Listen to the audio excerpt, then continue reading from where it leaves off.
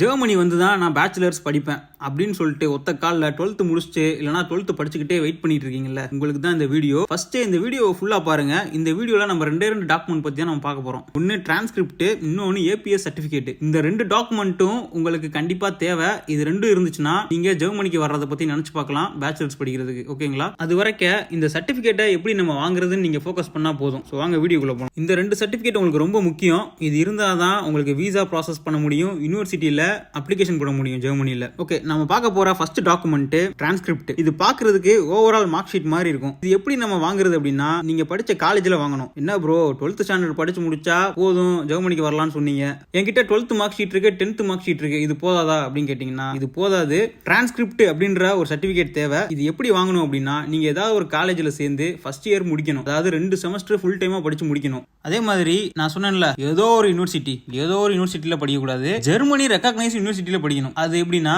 நான் அதுக்கு ஆல்ரெடி நான் போட்டிருக்கேன் ஒரு ஷார்ட்ஸ், பார்க்காதவங்க பாருங்க. ஷார்ட்டா சொல்லணும்னா, அனபின்ற வெப்சைட்ல போயிட்டு நம்மளுடைய காலேஜை சர்ச் பண்ணோம்னா அந்த காலேஜ் அதுல இருக்கணும், பிளஸ் அதோட ஸ்டேட்டஸ் H+ இருக்கணும். அப்படி இருந்துச்சுன்னா ஜெர்மனி வந்துட்டு நம்ம காலேஜை ரெகக்னைஸ் பண்றாங்க, இல்ல நம்ம யூனிவர்சிட்டியை ரெகக்னைஸ் பண்றாங்கன்னு அர்த்தம். அந்த மாதிரி காலேஜ்ல நீங்க ஒரு ஃபர்ஸ்ட் இயரை படிச்சு முடிச்சுட்டு அதோட ஒரு ஃபர்ஸ்ட் செம் செகண்ட் செம் ரெண்டையும் சேர்த்த மாதிரியான ஒரு ஓவரால் மார்க் ஷீட் அப்படின்னு சொல்லக்கூடாது, பட் அதுக்கு பேரு டிரான்ஸ்கிரிப்ட். ஓகேங்களா? அந்த சர்டிபிகேட் ரொம்ப ரொம்ப தேவை. அப்படி இருந்துச்சுன்னா அதை வச்சு நீங்க வரலாம், ஜெர்மனிக்கு வரலாம், வீசா ப்ராசஸ் பண்ணலாம், யூனிவர்சிட்டி அப்ளை பண்ணலாம். சோ இந்த மாதிரி விஷயங்களுக்குலாம் அது தேவை. சோ டிரான்ஸ்கிரிப்ட் ரொம்ப ரொம்ப முக்கியம். ப்ரோ டிரான்ஸ்கிரிப்ட் இல்லாம ஜெர்மனிக்கு வரவே முடியாதா? வர முடியும், பட் அதுக்கு ஒரு 2 வழிகள் இருக்கு. அது இதை விட கொஞ்சம் கஷ்டம். அதனால தான் நான் இதை ஃபர்ஸ்ட் சொல்றேன். சோ இது இருந்துச்சுன்னா உங்களுக்கு ஈஸி, இது பண்றது ஈஸி. அந்த டிரான்ஸ்கிரிப்ட் எப்படி இருக்கும் அப்படின்றத கூகுள் பண்ணி பாத்தீங்கன்னா உங்களுக்கு நிறைய இமேஜஸ் இன்டர்நெட்ல வரும். சோ அதை பார்த்து தெரிஞ்சுக்கோங்க. பேசிக்கா ஃபர்ஸ்ட் 2 செமஸ்டரோட ஃபுல் டைம் நீங்க படிச்ச mark list, consolidated mark list, but looks like mark list, but ஆனா அது டிரான்ஸ்கிரிப்ட். இது நல்லா ஞாபகம் வச்சுக்கோங்க.